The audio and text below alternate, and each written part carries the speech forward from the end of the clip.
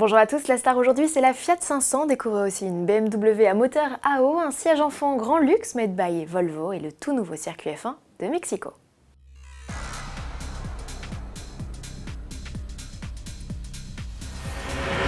La voilà, la nouvelle 500, vous l'accorde, rien de bien inédit esthétiquement, Fiat joue sur les mots pour annoncer le premier lifting de sa célèbre citadine lancée en 2007. On ne change pas une équipe qui gagne.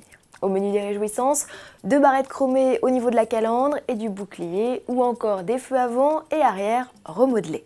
C'est finalement dans l'habitacle que les changements sont les plus flagrants, avec l'arrivée d'une planche de bord modernisée et plus massive façon 500X. Elle est surmontée d'un écran de 5 pouces qu'il est possible d'agrémenter du GPS pour 350 €. Sous le capot, les blocs ont bénéficié d'une mise à jour. Consommation et émissions sont en baisse sur les essences de 69, 85 et 105 chevaux, ainsi que sur le 1,3 litre diesel de 95 chevaux, prévu au catalogue un peu plus tard dans l'année. Côté tarif, il reste élevé, avec une mise à prix désormais fixée à 12 490 €, lancement prévu le 10 juillet. Réduire consommation et émissions tout en offrant une bonne puissance, c'est la problématique des constructeurs. Avec le downsizing et malgré la présence d'un turbo ou d'un compresseur, on ne peut pas éternellement rajouter des chevaux.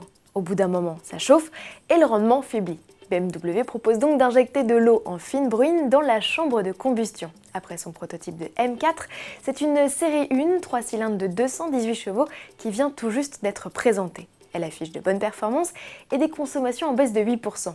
Et contrairement à la sportive, inutile ici de remplir le réservoir d'eau de 5 litres à chaque plein d'essence, les ingénieurs utilisent ici les rejets de condensation du circuit de clim. Malin, pour l'heure, aucune date de commercialisation n'a été évoquée.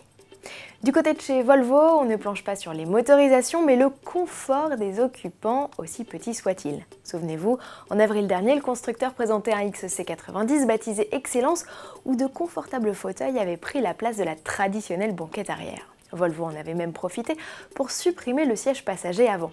Espace qui n'est désormais plus vacant puisque Volvo propose d'y installer un siège auto grand luxe. Pivotant pour faciliter l'installation de votre chère tête blonde, il peut également s'incliner pour faciliter l'endormissement et propose même un logement spécifique pour le biberon.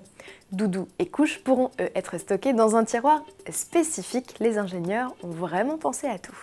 Terminons avec un peu de F1, pas question de parler du Grand Prix d'Angleterre, direction l'Amérique centrale où Daniel Ricciardo et Carlos Sainz Jr. se sont offerts leur première sensation sur le nouveau tracé de Mexico. Ils ont étraîné leur Q50 hybride et monoplace entre pelleteuse et gravillon.